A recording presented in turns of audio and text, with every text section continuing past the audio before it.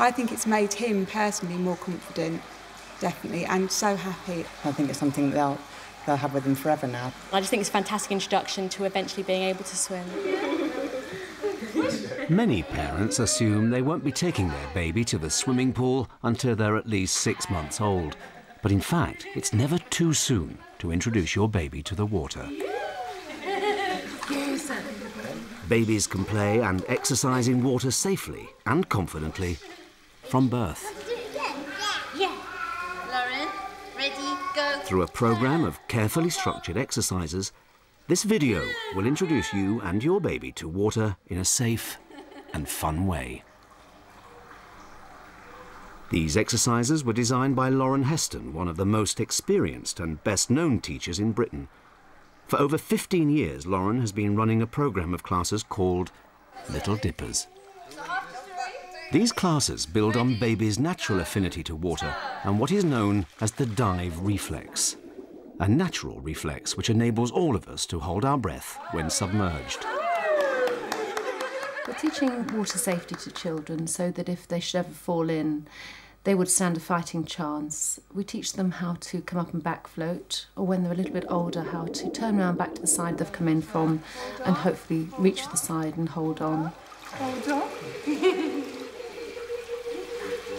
The Little Dippers programme of exercises also introduces babies to the benefits of an active lifestyle, such as a stronger heart and lungs, improved agility and coordination and mental alertness. Tragically, every year babies die from drowning in the bath, ponds, pools or the sea, usually because they panic.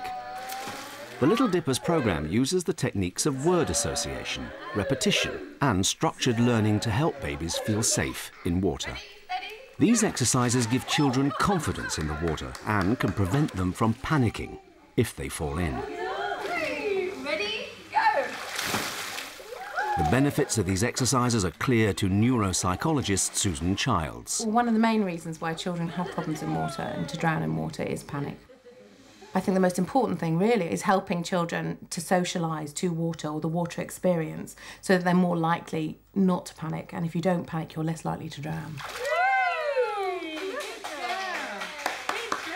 I've got 2 sons who are both sort of either done or doing the programme, and neither of them have any fear of water whatsoever, so they can fall over in the bath and they don't get freaked out, and even sort of swimming with friends or whatever, they just seem totally confident in the water.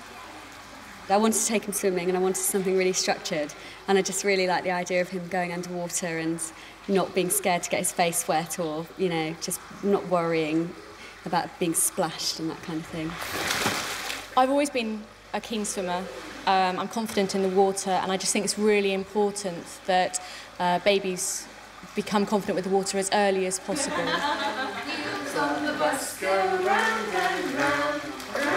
think the main ingredient for it to work is to give them fun, so that when they come into the pool they know they're going to have a really good time.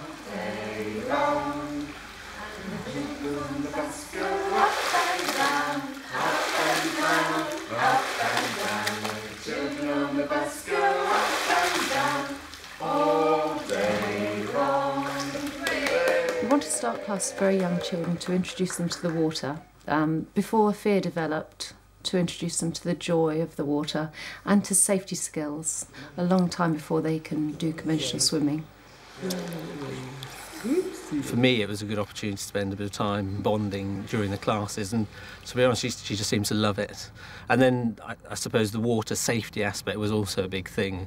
Both my wife and I both love swimming, and it just seemed like it was a great idea. We'd never even thought really that you could introduce babies to the water so early. Well, I don't know what the statistics are, but you hear that there's a very high number of babies that can drown in such a small amount of water, and obviously the accidents in the bath and the amount of children that you hear that have fallen in ponds and things.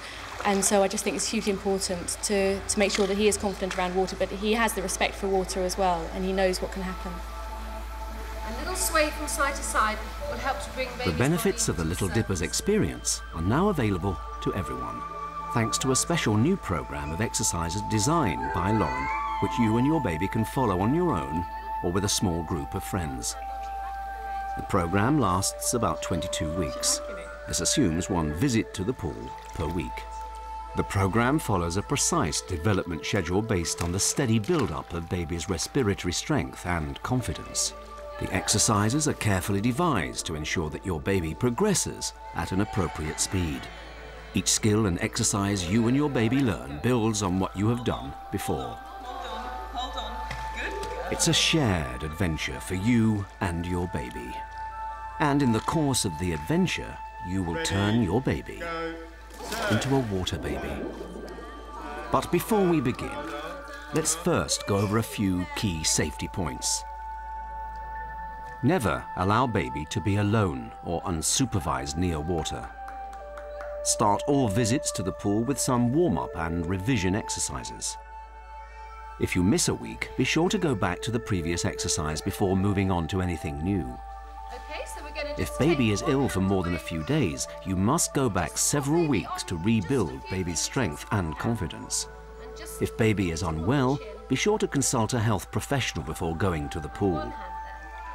Stop immediately if your baby shows any signs of stress or fatigue.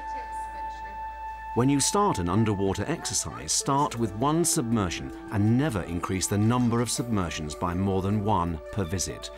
We recommend that even for the most experienced baby, 8 submersions is the maximum. Never spend more than 30 minutes in the water.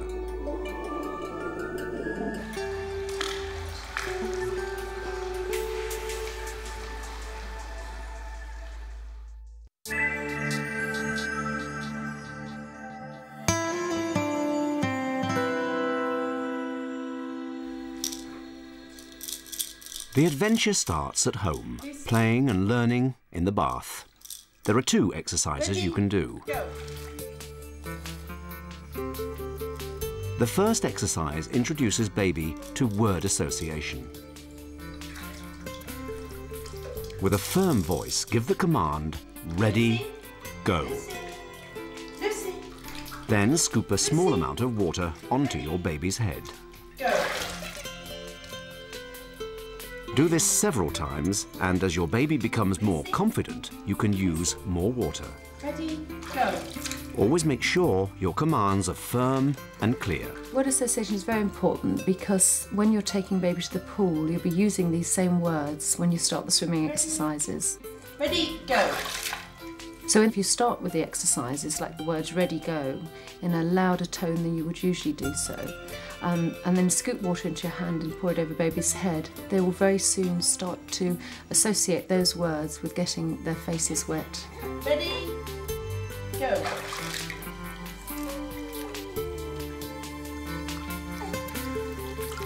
The second exercise is a holding exercise. Lie your baby's back against your chest and gently cup her head in the palm of your hands. Be sure not to support your baby's back or neck and make sure baby's ears are submerged. This exercise helps develop floating skills. The water should be nice and warm, around body temperature, and deep enough for baby's back and legs not to touch the bottom when floating. Watch again and don't forget to hold baby's head in the correct position. Keep her back straight and her ears submerged.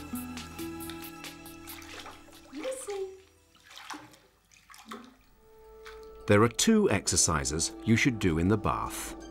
First of all, introduce word association, using a clear and firm voice for your commands. Secondly, holding baby in the water, making sure she's not touching the bottom with either her back or legs. Repeat these exercises regularly. Use them every time you give baby a bath.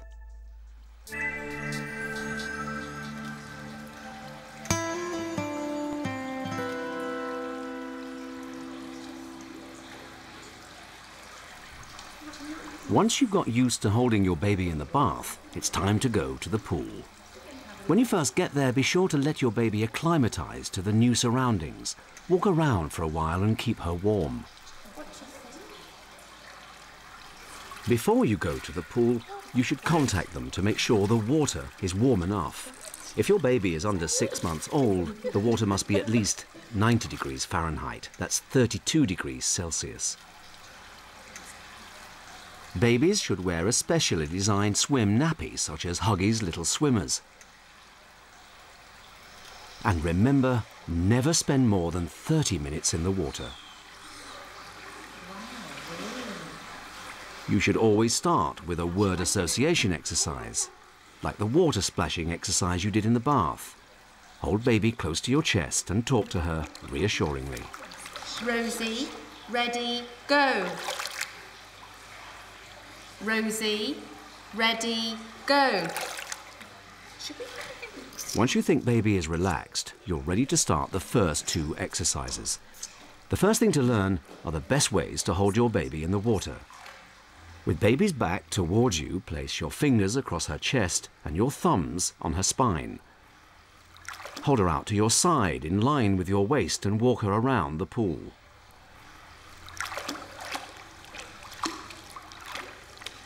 Holding baby in the right way is important throughout the program. So remember, fingers across the chest and thumbs on baby's spine.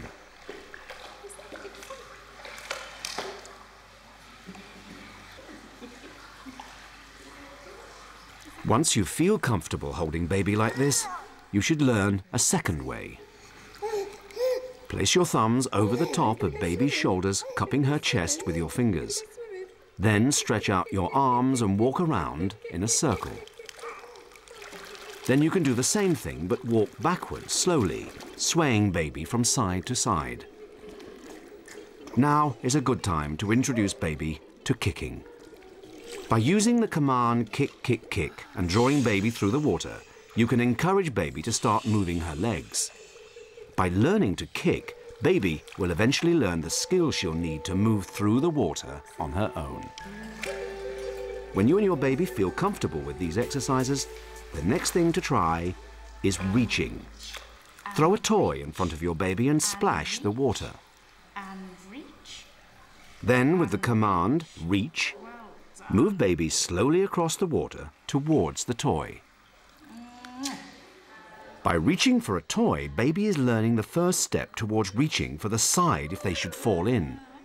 This exercise also builds the necessary muscle strength and coordination skills for paddling when they are older. Remember, you should spend at least 2 visits doing these holding and reaching exercises before moving on to the next exercises.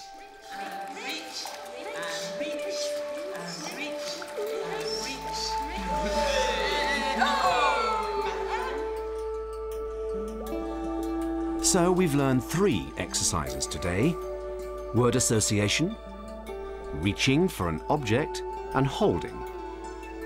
Don't forget to hold baby the right way, making especially sure that baby's head stays above the surface.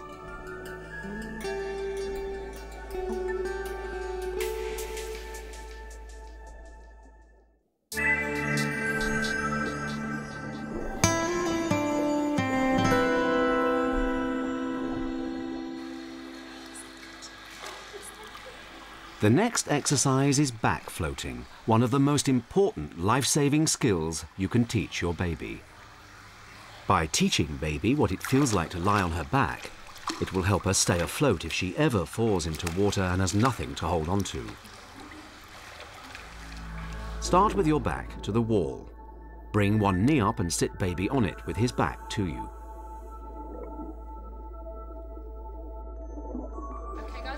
Cup his head in the palms of your hands, then lower your knee while pushing baby out into a back float.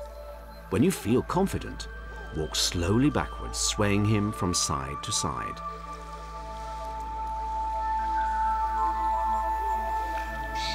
Your baby needs to look straight upwards, and his ears should be submerged. You can hold his attention by looking down into his face. Let's look at that part again. Hold his head around the chin and remember to keep the baby's ears underwater. Move slowly and calmly while at the same time keeping baby's attention. The back floating is one of the most important skills because you have to be able to float if there's nothing to hold on to. If you're in a lake or a pond and you're a very young baby and you're not strong enough to get back to the side and hold on, you've got to be able to float on your back. And even if it's just momentarily and you're bobbing up and down, then you're going to buy yourself time. As you practice more and more, baby will begin to relax and their confidence in the water will grow. You can then remove one hand from their head and eventually both.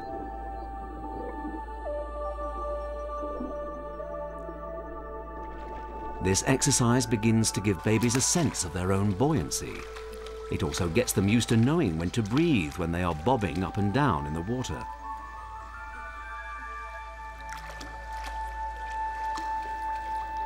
However, not all babies manage to back float on their own at first. It can be a very long process. If baby finds it hard, don't worry. Just keep practicing, or if your baby gets distressed, it's best to stop and